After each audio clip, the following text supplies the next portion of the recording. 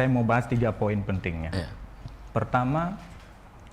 Poin pertama adalah coba kita lihat dulu tatanan dunia ya. Setelah Perang Dunia II, itu kan Amerika membangun dunia ini dengan American image. Dia membangun dunia ini dengan image-nya dia, dengan caranya dia, dengan view dia gitu. American image itu adalah liberal democracy atau liberal hegemony. Nah, ada 3 pilar dari liberal hegemony atau liberal demokrasi yang dia lakukan setelah Perang Dunia II. Kita harus tahu bahwa selama Perang Dingin dari tahun 47 sampai tahun 89, sebenarnya itu yang berkuasa di dunia itu secara de facto adalah Amerika. Karena dalam Perang Dingin itu sendiri, dia hanya melawan Soviet, dan Soviet itu kondisinya tidak fit dalam kondisi sempoyongan. Jadi bisa dibilang bahwa secara de facto dari setelah Perang Dunia II, itu yang berkuasa di dunia ini adalah Amerika. Dan kita juga perlu tahu bahwa pemenang Perang Dunia II hari ini menguasai United Nations Security Council. Itu adalah forum preman bahasa gampangnya, yang bisa memutuskan besok mau invasi di mana. Jadi nggak ada hukum sebetulnya. Ya, karena ini Perang Dunia II dimenangi oleh negara-negara yang hari ini menguasai UNSC. Jadi bisa diputuskan besok mau invasi di mana, dia nggak suka siapa, dia jatuhkan sanksi kepada siapa, semuanya bisa di-approve di situ. Iya kan? Nah, Amerika juga tidak menang Perang Dingin dengan sendirinya. Amerika menang Perang Dingin juga dengan bantuan negara-negara sekutunya di Eropa dan juga negara-negara kelas 3 seperti kita juga. Indonesia termasuk, Cina termasuk, Pakistan termasuk, Mesir termasuk. Itu yang membuat Amerika cepat memenangkan Perang Dingin sebenarnya. Collapse Uni Soviet, dia masuk unipolar. Kalau kita perhatikan di era bipolar, katakan dari setelah Perang Dunia II sampai tahun 89, itu kan kebijakan Israel waktu itu tentang Palestina itu termasuk hati-hati diambil. Karena ada 2 polar waktu itu. Tapi begitu masuk unipolar, Uni Soviet collapse, dia sudah mulai beringas istilahnya, galak, semaunya. Brazenly bahasa Inggrisnya, agak kurang ajar Israel terhadap Palestina. Karena unipolar masuk, dia merasa dia adalah single player, dia di backup oleh Amerika. Jadi pilar pertama itu tadi liberal hegemoni Barat itu setelah Perang Dunia II, dia membangun dunia dengan American image. Yang pertama, promosi demokrasi. Dia melakukan promosi demokrasi ke seluruh dunia setelah Perang Dunia II. Semua rezim-rezim yang dianggap tidak demokratis itu ditumbangkan. Tahun 53 itu PM Iran yang paling demokratis waktu itu, dicintai rakyat, Muhammad Mossadegh, digulingkan. 1 tahun setelahnya dia pergi ke Guatemala, dia gulingin juga. Kemudian dia pergi ke Chile, dia gulingkan Salvador Allende, digantikan dengan orangnya dia, Augusto Pinochet. Ini dalam kerangka tadi liberal hegemon, dia ingin promosi demokrasi. Dia seolah-olah demokrasi. Seolah-olah demokrasi. Ya, karena American image, one dimensional show. Dia dalam kerangka dia berpikir, ya kan? Yang kedua, promosi demokrasi. Yang kedua, dia bangun open international market. Open international market. Ya. Apa ini maksud open international market? Dia membuka ekonomi dunia ini ke dalam sistem kapitalis global. Dan dia menyaring sebanyak-banyaknya negara bisa gabung di situ. Makanya dia bikin IMF waktu itu dan sebagainya. Kita pernah terjerat juga IMF waktu itu. Itu yang kedua, ekonomi dia kuasai. Yang ketiga, dia kuasai institusi internasional, terutama yang berkaitan dengan pengaturan negara-negara. Jadi PBB misalkan dibangun setelah Perang Dunia II, NATO juga dibangun setelah Perang Dunia II tahun 67. Kemudian dia juga membangun EU, ya. Dia bikin EU, European Union. Ini semuanya proyek besar Amerika untuk mengendalikan dunia ini sesuai dengan American image setelah Perang Dunia II. Jadi promosi demokrasi, open international market, dan yang ketiga adalah dia lakukan penguasaan terhadap international institution. Ini berhasil dilakukan. Tapi ada beberapa hal yang nggak berhasil dilakukan.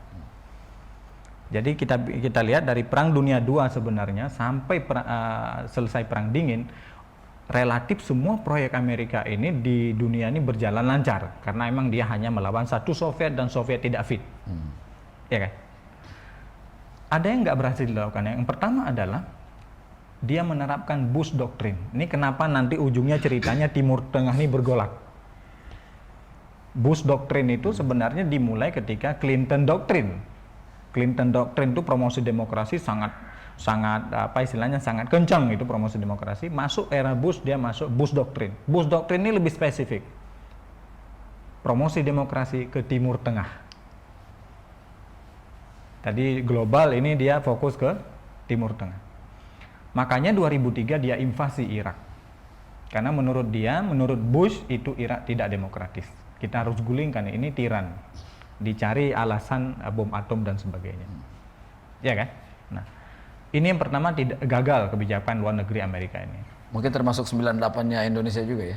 Ya, itu termasuk. Itu kan ketika dia harus menjatuhkan rezim-rezim yang tradisional. Dianggap tidak demokratis. Enggak, udah selesai kepentingannya sebenarnya kan. Karena itu era-era dia harus menjatuhkan semua. Bukan hanya di mana-mana, di Eropa Timur, di Asia Tenggara, semua dijatuhin. Asia Tenggara paling banyak nih korbannya, ya kan? Jadi yang pertama tadi kegagalannya adalah Bush Doctrine. Itu demokrasi ke Timur Tengah itu gagal. Bisa dibilang gagal. Makanya Timur Tengah hancur sekarang itu karena Bush Doctrine itu soal promosi demokrasi ke Timur Tengah itu gagal. Yang kedua, yang gagal itu yang dilakukan kebijakan luar negeri Amerika adalah NATO expansion. Ekspansi NATO itu juga gagal. Itulah kenapa Eropa sekarang bergolak, Eropa sekarang ribut dan akhirnya perang dengan Rusia. Iya kan? Nah, Timur Tengah dia ribut juga karena gagal proyek Bush Doctrine ini. Dan yang ekspansi NATO juga gagal. Pemikir Amerika besar itu namanya George F. Kennan, dia bilang bahwa salah satu yang paling krusial kebijakan luar negeri Amerika paling konyol itu NATO expansion. Kalau Bush yang menjatuhkan Irak itu, menjatuhkan Saddam Hussein itu juga berhasil dia?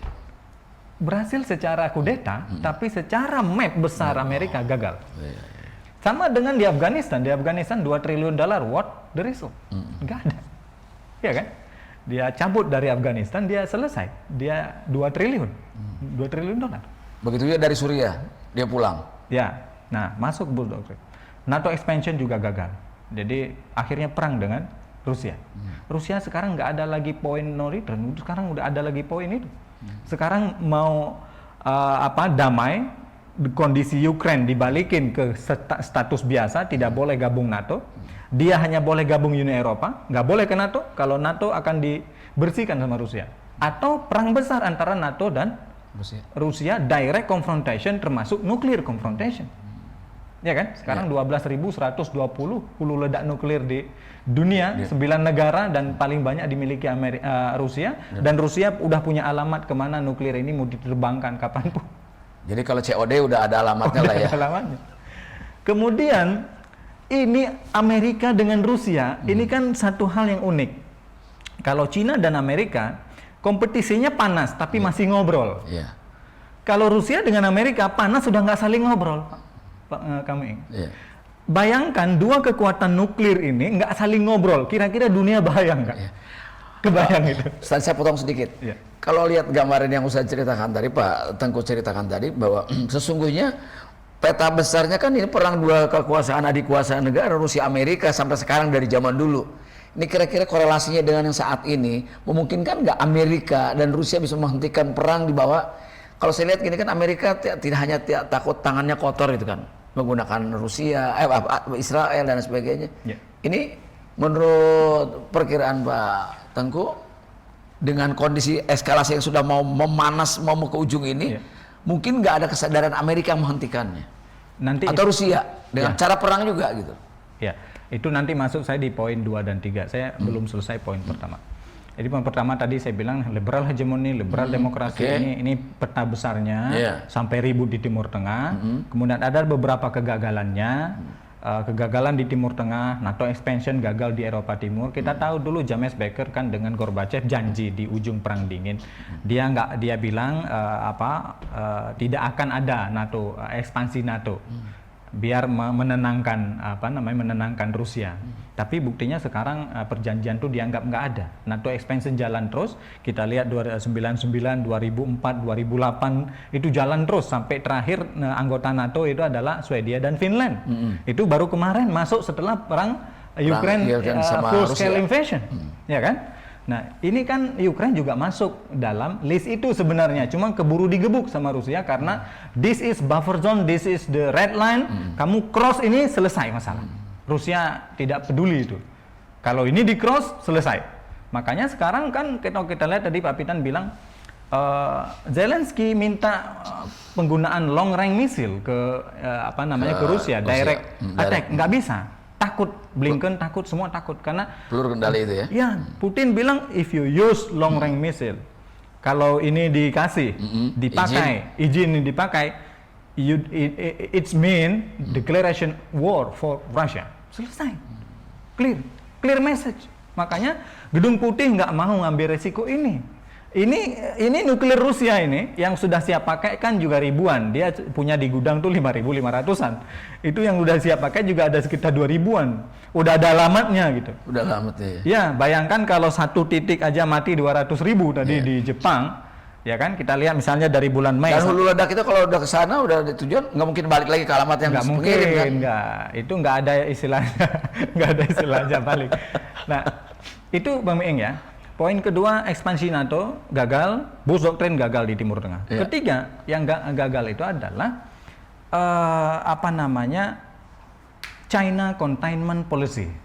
China Containment Policy. Jadi kebijakan Amerika melakukan containment terhadap Cina, menghambat Cina maju, ini juga gagal. Gagal kan? Ya, karena kita tahu karena Cina terus meroket ya. Meroket.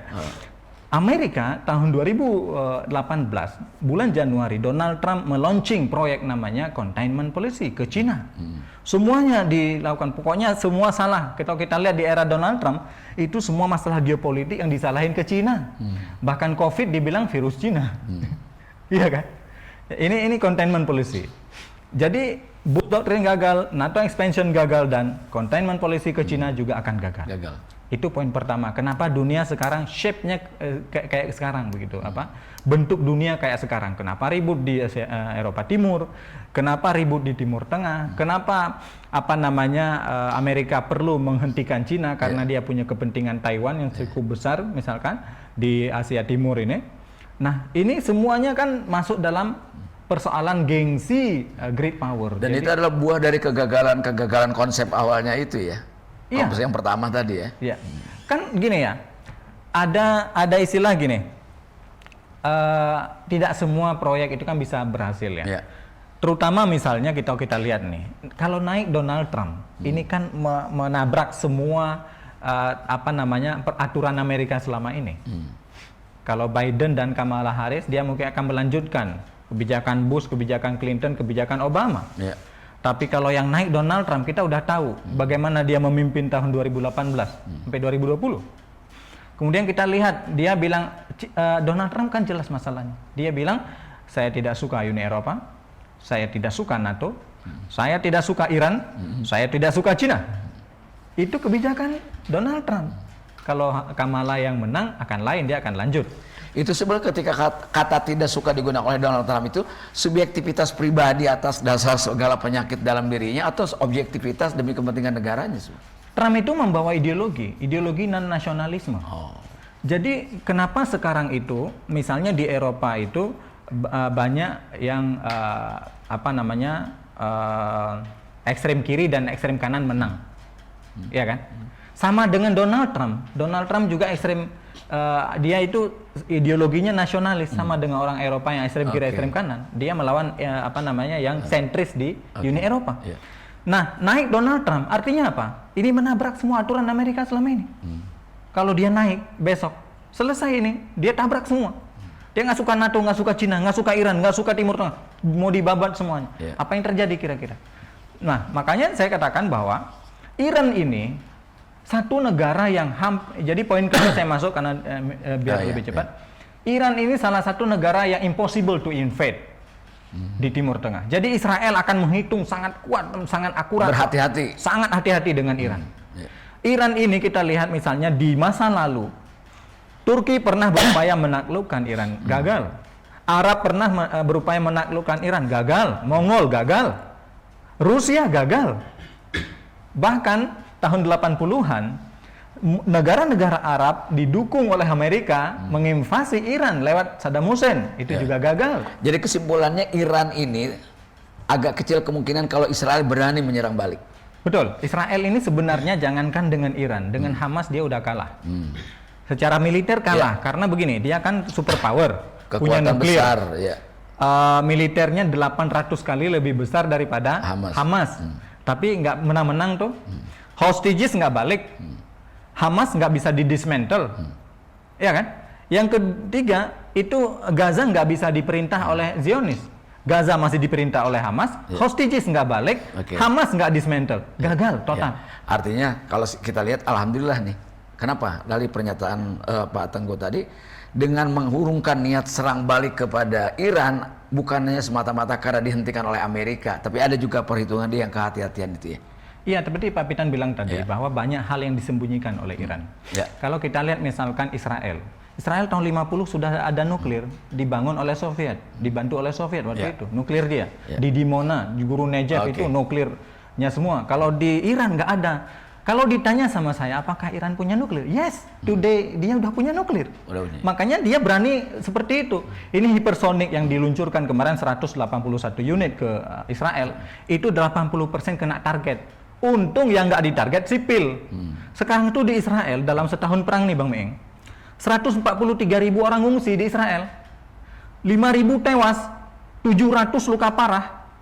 Dan di Hamas itu kan kita tahu sipil ya, karena beda militer. 15.000 kali orang Israel keluar masuk bunker setahun ini. Masuk keluar lagi sirene, masuk keluar lagi 15.000. Ini nggak ada cerita lagi negara didaya nih, clear ini. Deterennya hilang. Kalau dia bunuh Nasrallah di Libanon, dia buka front baru, dia bunuh pimpinan Hizbullah semuanya, nggak ngaruh karena Hizbullah ini sistem. Jadi de facto bahwa Israel sebetulnya perangnya kalah ya? Kalah total. Karena lihatlah 143.000 ngungsi. Ekonominya kering. 5.000 tewas. Yang diakui ya, kalau menurut pakar lain itu udah lebih 10.000 tewas.